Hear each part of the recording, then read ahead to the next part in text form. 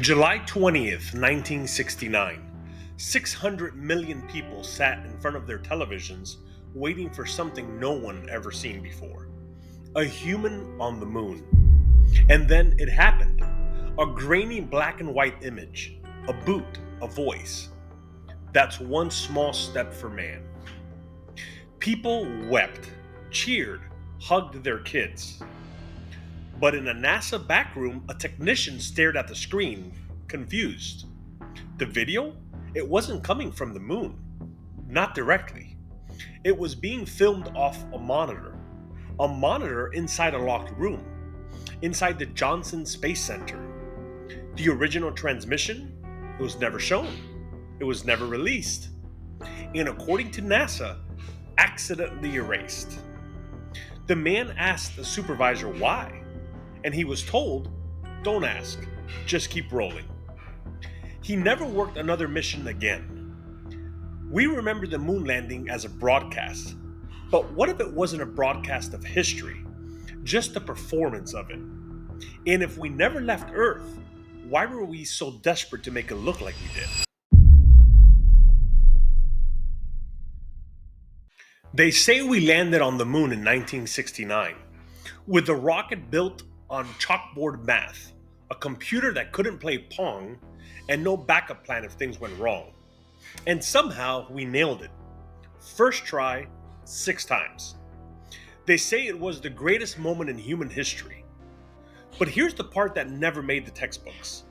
We lost the footage. The blueprints? Destroyed.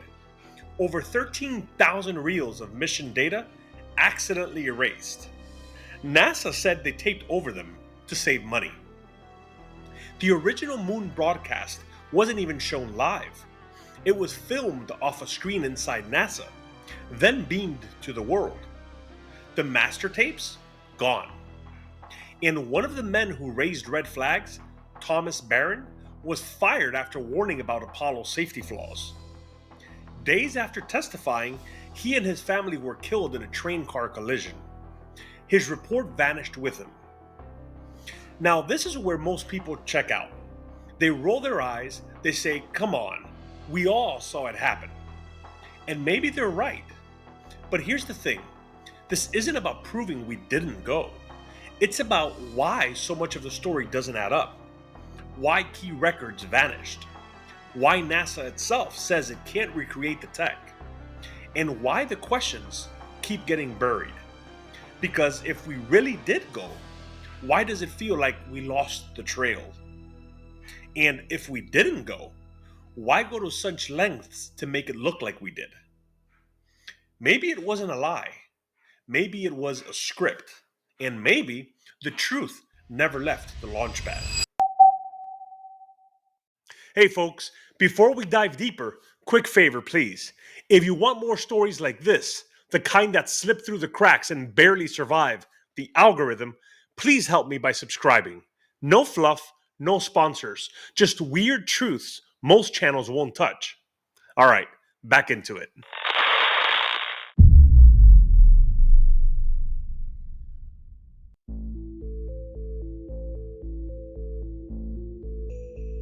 In 1961, President John F. Kennedy stood before Congress and made a promise that would echo through history.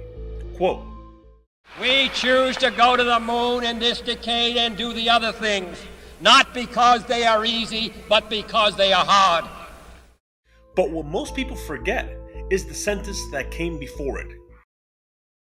No single space project in this period will be more impressive to mankind or more important for the long-range exploration of space, and none will be so difficult or expensive to accomplish.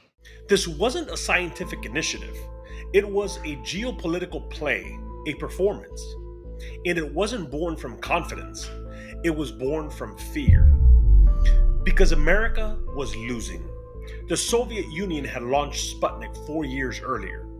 The first satellite to ever orbit Earth, and it wasn't ours. Then came Laika, the dog in space. Then Gagarin, the first human to orbit the Earth. Then Luna 2, the first spacecraft to impact the moon. Each one a punch to America's ego. Meanwhile, back home, the US had just been humiliated in Cuba. The Bay of Pigs invasion was a disaster, a failed CIA JFK operation. It exposed America's limits and the cracks in its power. So just 2 months later, he declared a new goal: put a man on the moon and return him safely to Earth before the decade is out. Why? Because the moon was too far for Russia to reach right away, and too symbolic not to claim. But behind the scenes, this wasn't just NASA's game. The CIA was watching. So was the Department of Defense. Declassified documents from the era show that space was never just exploration. It was a battlefield, an optics war. A 1960 US Air Force brief stated, and I quote, "Control of space means control of the world." The CIA saw the moonshot as psychological warfare, a way to show dominance without firing a missile. So NASA quietly merged with the intelligence community. The lines between civilian and military blurred. The National Reconnaissance Office, the NRO, was created, but kept classified until 1992. Its job? To launch secret spy satellites. Its partners? The CIA and the NSA. The Corona program, funded in part by black budget operations, was already launching surveillance platforms into orbit, while the public thought we were just chasing science. And the man leading the rocket program? Wernher von Braun, a former SS officer and Nazi, recruited through Operation Paperclip, a classified program that brought over more than 1,600 Nazi scientists after World War II. Von Braun's rockets were built with knowledge gleaned from V-2 missiles that devastated London, using slave labor from concentration camps. Now, he was building America's dream. So when we say we went to the moon, it wasn't just a journey through space. It was a performance for the world, funded by fear, directed by intelligence, and scripted to win a war of perception. They weren't just racing to the moon. They were racing to win the world's trust before they lost it all.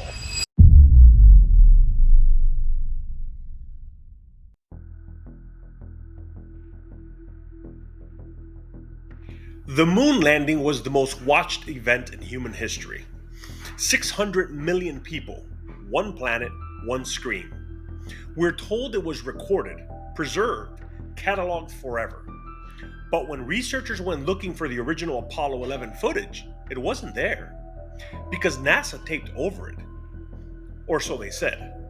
In 2006, after a 3-year internal investigation, NASA publicly admitted they had lost over 13,000 reels of original Apollo-era data, including the highest quality broadcast tapes of the moon landing itself. Their reasoning? Budget issues. NASA archivist John Logsdon explained it like this. They were looking around the storage rooms, and they needed to reuse the tapes. So let that sink in. We erased the first human steps on another world to save on office supplies. But it wasn't just the tapes. Over time, key components of the Apollo program have vanished like smoke. The Saturn V rocket, the most powerful machine ever built by humans, was dismantled, decommissioned, and its blueprints missing. Thousands of detailed engineering drawings are gone. NASA says they were misplaced or destroyed when the program was shut down. No digital backup, no preserved archive. Same with the F-1 engines, the massive propulsion systems that carried Apollo out of Earth's gravity. Each engine had over 5,000 moving parts, each one built from scratch, and yet not a single one was fully documented in a way that can be reproduced today. In 2016, NASA engineer Paul Shawcross admitted the plans are not only missing, they were deliberately discarded. Engineers now reverse engineer what we once had just to figure out how we did it. Even Apollo astronauts themselves have struggled to make sense of it. In a now infamous 2015 interview, astronaut Don Pettit said, I'd go to the moon in a nanosecond. The problem is we don't have the technology to do that anymore. We used to, but we destroyed that technology, and it's a painful process to build it back again. So NASA isn't a startup. They're the most advanced space agency on Earth, and somehow their single greatest achievement, no master tapes for it, no engine plans, no rocket blueprints, no digital backups, no permanent documentation. They're all gone.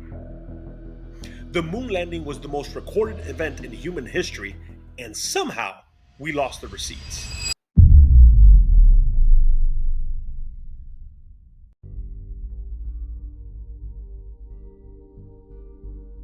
There's one part of the moon mission no one ever talks about on souvenir mugs or commemorative stamps. Not the rocket, not the rover, not the flag. The part they skip is the radiation. Between Earth and the moon lies a gauntlet of deadly energy called the Van Allen radiation belts. They're not a conspiracy theory, they're real. They were discovered by NASA's own scientists in 1958. Two massive bands of charged particles trapped by Earth's magnetic field. And to get to the moon, you have to fly right through them. The problem? They can fry circuits, destroy film, and kill human beings. NASA's early reports were clear. Exposure in the belts could cause radiation sickness, cell damage, or worse, depending on duration and shielding. So what was the Apollo solution? Well, according to NASA, they went through them quickly. They used a carefully chosen trajectory. In the spacecraft walls, just 1/8 inch of aluminum were probably enough. That's it. No active shielding, no water tanks, no lead plating, no mention of radiation detectors on board to confirm dosage levels. Every Apollo astronaut passed through the belts twice. Everyone came home with zero radiation sickness, no hair loss, no vomiting, no symptoms, not one. Compare that to modern missions.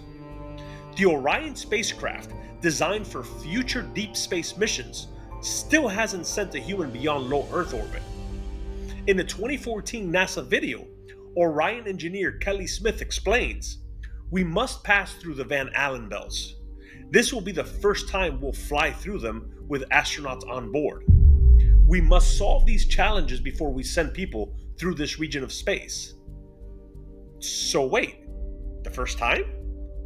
What the hell happened to 1969? In 2019, MIT engineer Dr. Jeff Hooper published a paper on modern deep space travel challenges. It stated that radiation shielding remains the most unsolved variable in human spaceflight beyond Earth orbit. And yet, we solved it perfectly over 50 years ago with tinfoil and duct tape. Then there's the suits. The A7L spacesuits used in Apollo were designed by a division of Playtex. Yes, the Braun company. They were never tested outside of Earth's atmosphere. They were pressurized in labs, but never flown through radiation, never exposed to the moon's negative 250 degree nights and plus 250 degree days.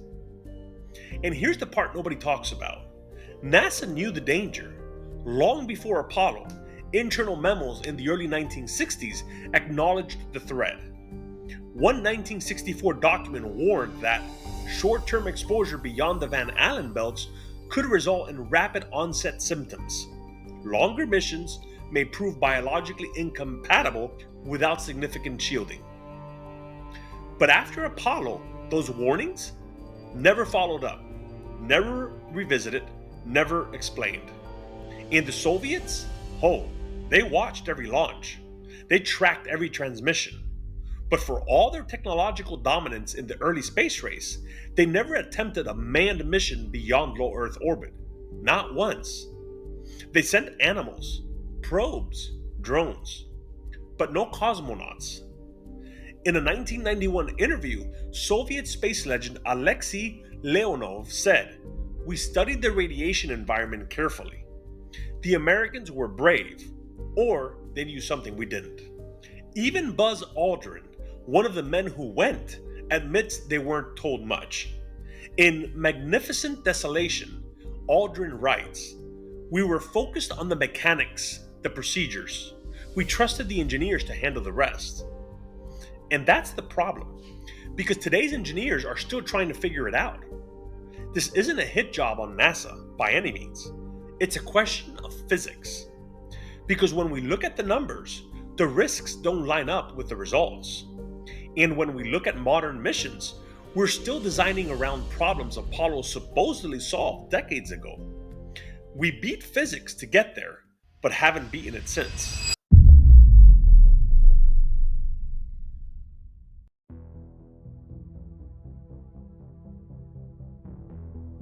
So let's talk about the footage, the crown jewel of Apollo. The moment we all remember. A boot hits the lunar surface. The flag waves. The world cheers. But here's the part that's never made sense. The video looks wrong. Start with the basics. The shadows fall in multiple directions, even though the sun should be the only light source on the moon. The flag, it waves in a vacuum.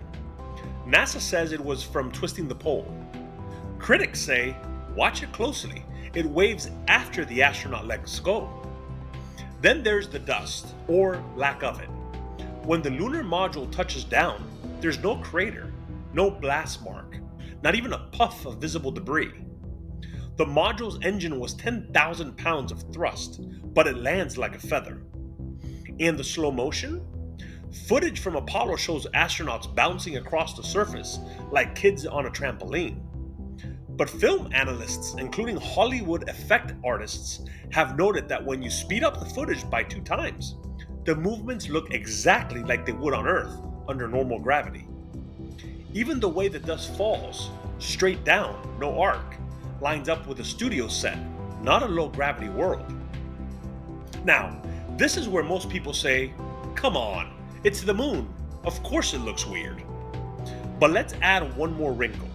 Just before Apollo 11 launched, a film hit theaters. 2001: A Space Odyssey, directed by Stanley Kubrick. Shot in 1968, and considered, even today, to be one of the most realistic depictions of space ever put on screen. It used a cutting-edge technique called front screen projection, a way to place live actors in front of massive background images with 0 pixel bleed or lighting mismatch. Does that sound familiar? Because the moon footage looks a lot like that. And that's where the Kubrick rumor began. The theory goes, NASA hired Stanley Kubrick, or at least borrowed his methods, to help film a backup landing, just in case Apollo failed. But it gets weirder. In 2015, a viral video surfaced claiming to show Kubrick's deathbed confession, admitting he filmed the moon landing on a soundstage. It was released by filmmaker T. Patrick Murray, who said Kubrick agreed to the interview on one condition, that it not be released until 15 years after his death. But here's the catch. Murray refuses to release the raw footage, and the man in the video doesn't quite sound or look like Kubrick. So it might be a hoax, or it may be someone playing a dangerous game. But even if Kubrick wasn't involved, the CIA has been using film for psychological operations for decades. In Operation Mockingbird, they embedded journalists into newsrooms. Operation Chaos monitored and manipulated civil movements. And during the Cold War, Hollywood and Langley were on a first-name basis. Declassified memos show that the CIA directly influenced dozens of films including Argo, Zero Dark 30, and even 2001: A Space Odyssey, by providing access to space intelligence in exchange for narrative control. So if the moon footage was staged, or at least enhanced, it wouldn't be the first time intelligence agencies used cinema to win a war. Then there's Bart Sibrel, a filmmaker and outspoken moon landing critic. He confronted Buzz Aldrin outside a hotel in 2002, held out a Bible, asked him to swear he walked on the moon. Buzz punched him in the face. Sibrel later claimed he had hidden camera footage of an earlier meeting where Aldrin allegedly admits the footage was staged. That video was never released in full, and Sibrel, he's been discredited, mocked, and sidelined ever since. But the clips that did leak have never been debunked. We're not saying Kubrick filmed the moon landing. We're not saying the footage was faked. But if it wasn't, why does it look so much like it was made on Earth? Maybe it wasn't filmed on the moon, but it was directed like it was.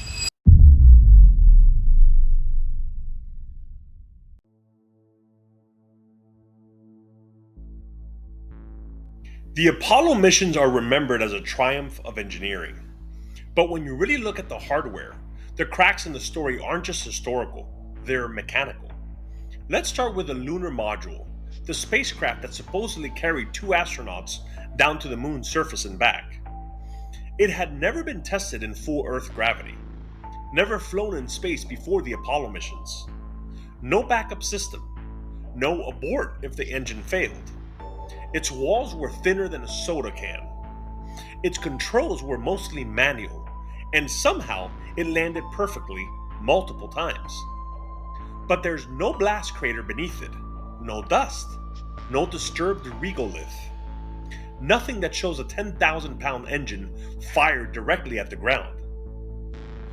NASA says the moon's gravity is weak and the dust too light to form a blast spark. But rocket engineers have pushed back for decades, saying some evidence of disturbance should still exist. Instead, it looks placed. Now let's talk about the computers. The Apollo guidance computer had 64 kilobytes of memory. It ran at 0.043 megahertz. That's slower than a toaster's chip today. It couldn't handle video compression. It couldn't store full telemetry. And yet, it supposedly executed lunar descent, ascent, navigation, and orbit correction. Not once, but over 6 missions. And somehow, it never crashed. Then there's the transmission. In 1969, they supposedly sent live TV footage from 240,000 miles away through the Van Allen radiation belts using a portable dish station in Australia. That's a signal beamed across space through Earth's magnetic field received by analog tech and broadcast globally in real time. Today, we buffer on FaceTime with 5G. But in 1969, we had crystal clear footage of a man on the moon. NASA later admitted the original broadcast wasn't even sent directly to TV networks. It was filmed off a monitor inside a secure room at the Johnston Space Center. The high-quality original? Erased. Let's move to the Moon Rover. The lunar roving vehicle was first deployed during Apollo 15. It weighed 460 pounds, had a 90-inch wheelbase, came with TV gear, camera rigs, and antennas. And somehow, it was packed inside a lunar module the size of a studio apartment, with no footage of deployment. NASA says it was folded up like a briefcase, but astronauts never seem to struggle unfolding it. There's no ramp footage, no assembly footage, just a rover that appears. And finally, the stars. In all Apollo photos, there are no visible stars. None. NASA says this is due to camera exposure, that the surface was so bright the stars were washed out. But in simulations, with the same settings, same exposure, same materials, you can still detect starlight. To this day, no other deep space mission has returned such a consistent absence of stars, not even unmanned probes. So we're told this was cutting-edge tech, the best of human ingenuity. And maybe it was. But some of it seems more like stagecraft than spacecraft. They say it was cutting-edge tech, but some of it still doesn't cut it.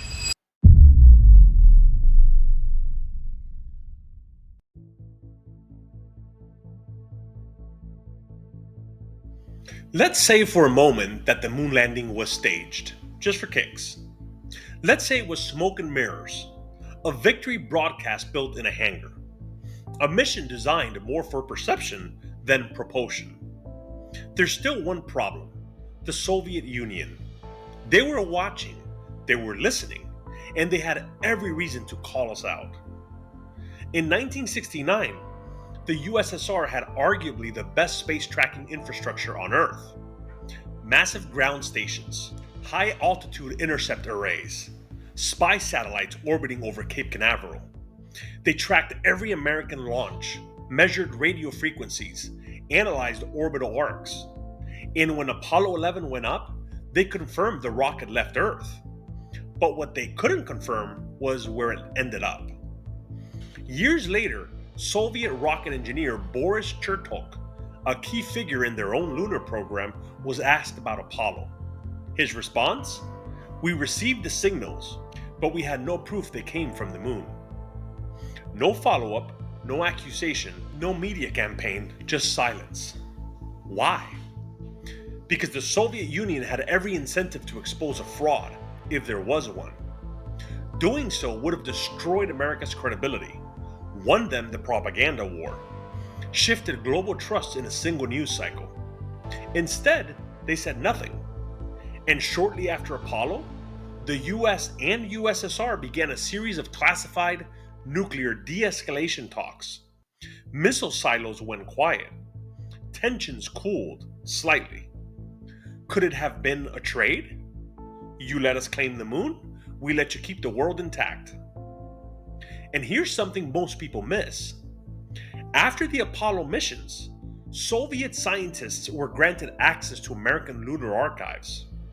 High-resolution maps, radiometric scans, trajectory models, all from NASA. So why would America give its Cold War rival classified moon data if we were still in a race? Unless there was no race left to run. The Soviets weren't saints. They were brilliant, strategic, paranoid. They built rockets that flew farther and faster, and more often than ours ever did. So if we faked the moon landing and they knew, why didn't they say a word? Maybe they didn't expose the lie because they were part of it. So let's stay here for 1 second. Because this question, it's not a dead end, it's a doorway. Why would the Soviet Union, America's sworn enemy, stay silent if the moon landing was staged? They had the tech, they had the motive, they had the receipts. So what stopped them? Maybe it wasn't fear, maybe it was strategy. So 1, they were chasing a bigger prize, nuclear de-escalation. By 1969, both sides knew a full-scale war meant no winners. The back-channel talks that led to SALT I were already moving. Exposing Apollo as a fraud? Sure, it would have humiliated the US, but it also could have torched every inch of progress toward peace. 2, scientific access. After Apollo, Soviet scientists got their hands on American lunar data, including maps, mineral scans, and orbital mechanics. Some say that access was the payoff. We'll give you the science, you don't ask any questions. 3, the prestige trade. We got the moon, they got the future. Long-term orbital missions, space endurance records, the Mir station. Russia quietly dominated the next phase of space exploration. The real race changed, and maybe they won it. And 4, leverage. Because if they did suspect something, keeping quiet gave them power. Not political, personal. A Cold War ace in the hole. We know what you did, and we kept your secret once. This doesn't prove anything, but it raises a question that's bigger than rockets or flags.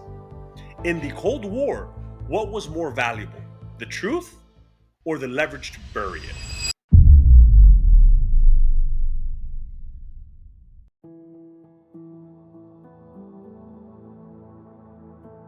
For a mission that was supposedly flawless, there were an awful lot of people who didn't trust it. Some worked on the inside, some tried to sound the alarm, and some didn't live long enough to finish what they started. Let's start with Gus Grissom. one of NASA's most respected astronauts, a veteran of Mercury and Gemini missions, and the man slated to command Apollo 1. Grissom was vocal and public about NASA's problems. He said the spacecraft wasn't ready, that it was unsafe. In one press conference, he hung a lemon on the simulator, literally, a fruit, to mock its broken systems. Shortly after that, during a test on the launch pad, Apollo 1 caught fire. Grissom, along with Ed White and Roger Chaffee, died in 17 seconds. No emergency hatch, no way out. Grissom's family believes it wasn't an accident. They point to the lemon, to his criticisms, to the metal coin jammed in the capsule hatch, something that shouldn't have been there. The official story? An electrical spark in a pure oxygen environment. The unofficial one? Sabotage. Then there's Thomas Barron.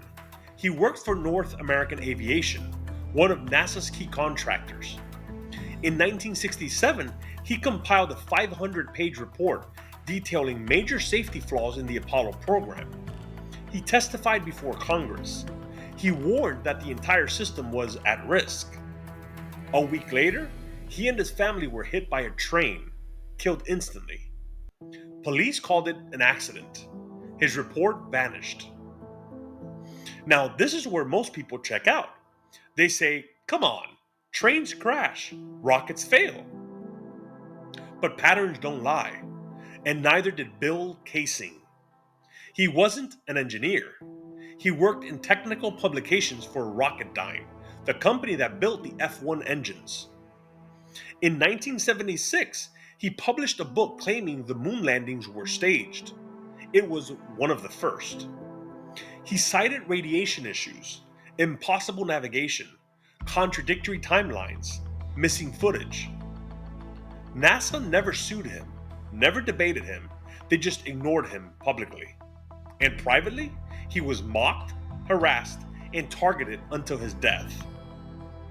Then there's Ken Johnston, a photo technician who worked at NASA's Lunar Receiving Laboratory.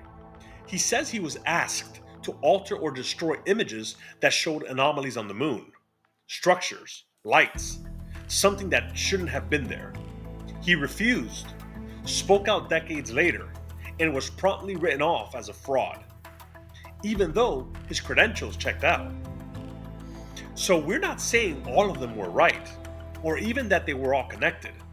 But when people on the inside start sounding alarms, and those alarms keep getting buried, that's not conspiracy, that's history. So some spoke up, some disappeared, some never got the chance.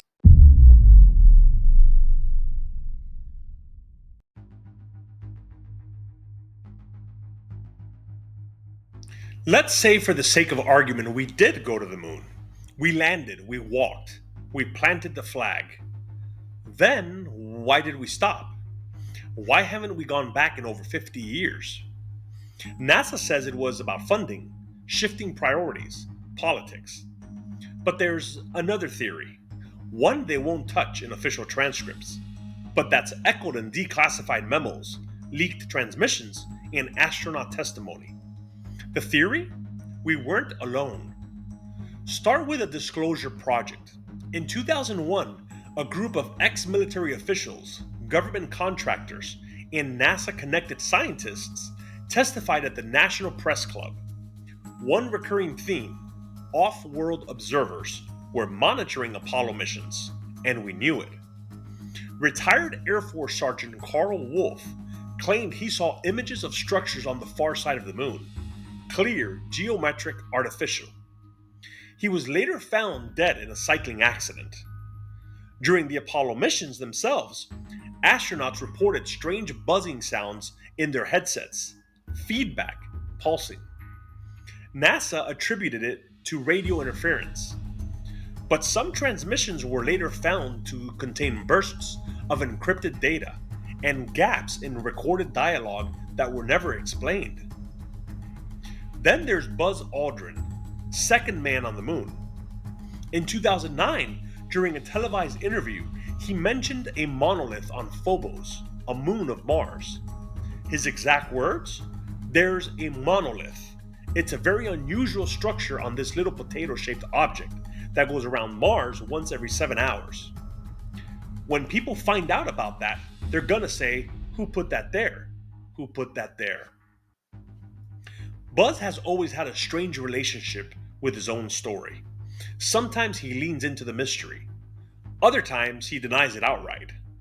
But those words, they were never clarified, never walked back.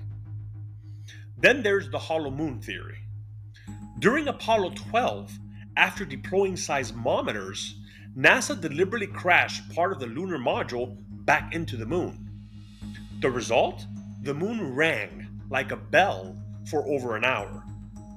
NASA scientists described it as unexpected and unusual.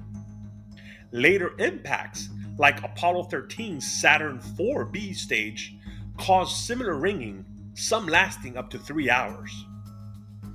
The moon is supposed to be dense rock, but it behaves more like a shell, which leads to the last theory and the darkest one, that we found something up there or it found us. Rumors persist in fringe military circles, some surfacing through whistleblowers, others through foreign intelligence leaks, that a structure or machine was discovered on the far side of the moon. Not ruins, something functional. And that the Apollo missions were closely monitored, not just by Houston, but by them. So this isn't about little green men. It's about the one question that no scientist, astronaut, or politician has ever answered clearly. Why haven't we gone back? Because in the decades since, we've mapped Mars, photographed exoplanets, flown helicopters on another world, but we've never returned to the one place we already landed. So maybe we didn't fake the moon landing. Maybe we were told not to come back.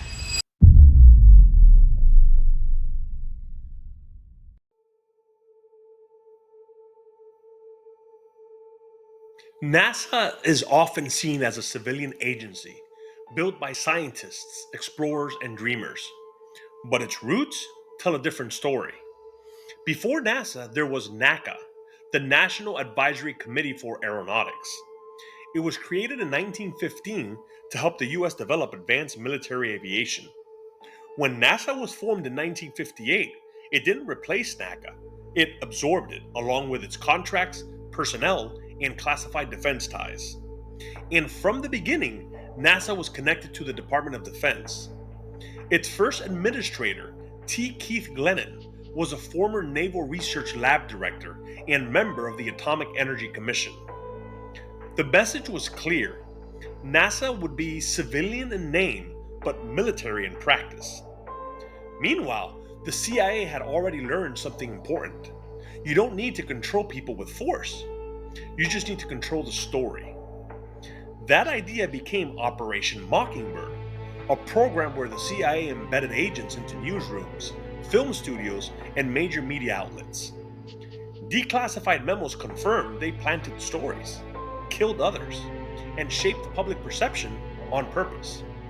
Space was the perfect canvas. In the Cold War, every launch, every orbit, every failure was political. In the moon landing, that was the ultimate psyop. Because it didn't just show that we could reach the stars, it showed we could write the story of humanity itself. The CIA and NSA saw space as a tool, a way to counter Soviet influence without firing a shot. And the moon mission wasn't just a broadcast, it was a theater production for the entire planet. The suits, the countdown, the crackly audio, the flag. It was a masterclass in televised persuasion. Even now, over half a century later, thousands of Apollo-related documents are still classified. FOIA requests are routinely denied, entire files redacted, technical records from the missions marked national security exempt. If it was just science, why are we still not allowed to see it? So we're not saying the moon landing was a psyop. We're saying the idea of it, the image, was always meant to be. Because whether it was real, staged, or somewhere in between, it changed how we saw ourselves. It rewrote what we thought we were capable of. And most importantly, we believed it. This wasn't just a mission, it was a message.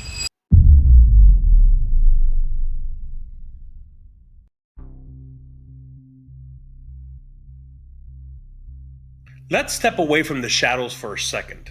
No speculation, no trapdoors, just the data. Because while there are a lot of reasons to doubt the moon landing, there are also reasons to believe it happened exactly as we were told.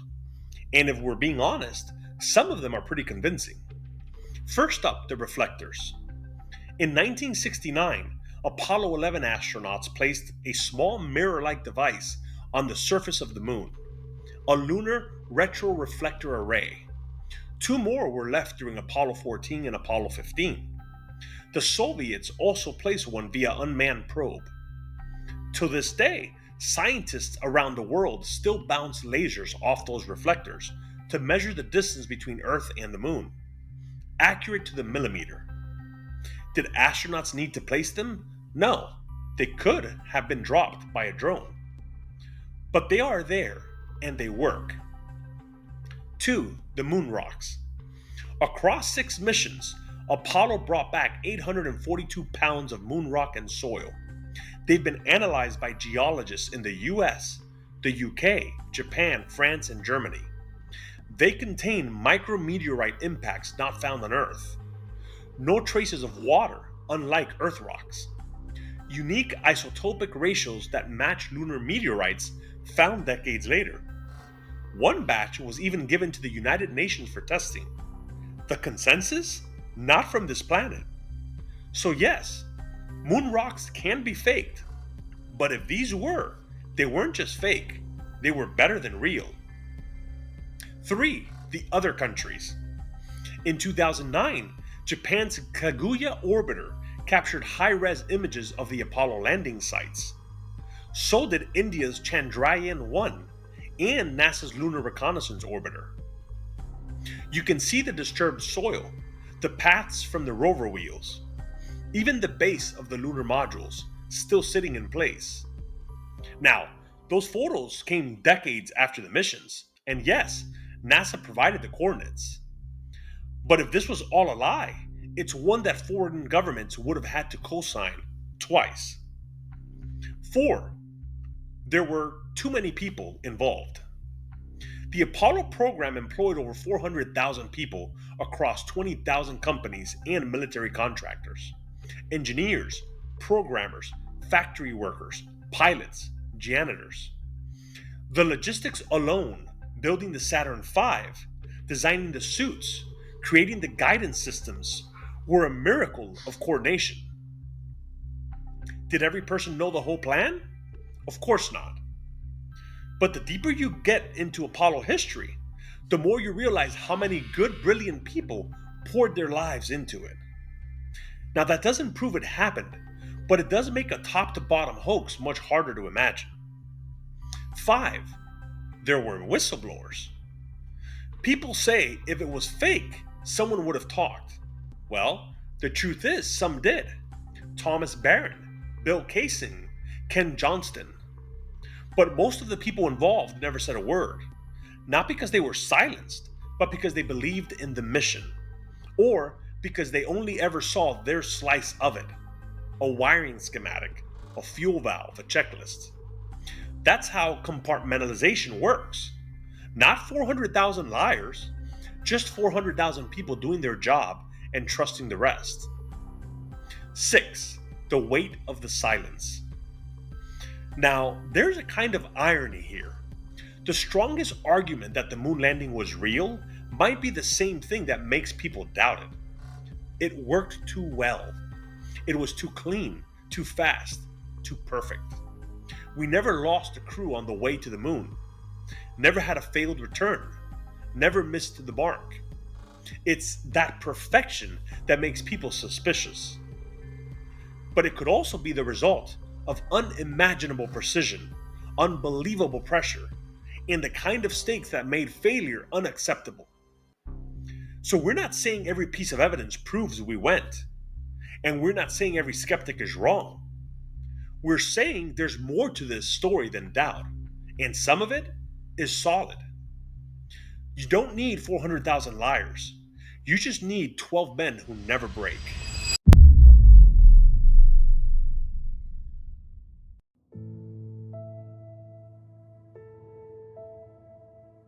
What if we didn't go? What if humanity's greatest moment, the moment we broke the chains of gravity and stepped onto another world, was just a story? What does that do to a species that dreams for a living? Because we didn't just watch the moon landing, we believed in it. It gave us permission to imagine the impossible, to believe we could escape the worst parts of ourselves and build something better among the stars. It inspired generations. It built classrooms, careers, whole identities. Kids became scientists. Fathers cried in front of televisions. And for one quiet night, Earth felt like one country. If that was a performance, what else did we build on false ground? Our faith in progress? Our pride? Our sense of what we deserve? But what if we did go? What if they really did ride fire through the void? With tin cans and paper computers, in 1960s duct tape holding it all together? What if they landed, looked back at Earth, and realized there was no border, no race, no us versus them, just home? And then we walked away. We let it become nostalgia, a logo, a punchline. We touched the stars and forgot how to want it again. So maybe this isn't about whether we landed. Maybe this is about what we lost. Whether the story was true or not. Because if it was true, we left greatness behind. And if it wasn't, then someone taught the world to dream with a lie so beautiful we couldn't bear to unlearn it. Not a conspiracy, a mythology, too big to unwind. Maybe we never touched the moon, but it sure as hell touched us. Maybe we went to the moon. Maybe we didn't. Maybe the footage was real. Maybe it was scripted. Or maybe it was both. But the truth, it was never just in the flag, or the footprints, or the grainy tape reel that showed the world. The truth is in what they never showed, in the questions we were told not to ask, in the silence between transmissions. And here on this channel, we're gonna keep asking. Because the goal was never to prove what happened, it's to figure out why it still doesn't feel right. If you've made it this far, thank you. And if you want to go deeper with us to keep these investigations going, to help keep this mission independent, ad-free, and fearless, you can support Divergent Files for as little as $3 a month over on Patreon. That's over at patreon.com/divergentfiles. Seriously, no sponsors, no big networks, just you and the truth. Every dollar helps us dig deeper, and every name in those credits, that's another voice keeping the signal alive. Until next time, stay curious, stay grounded, and remember, no matter what they tell you, the truth is still out there. These investigations are powered by those who believe truth still matters. Thank you to our Patreon supporters. Join the mission at patreon.com/divergentfiles.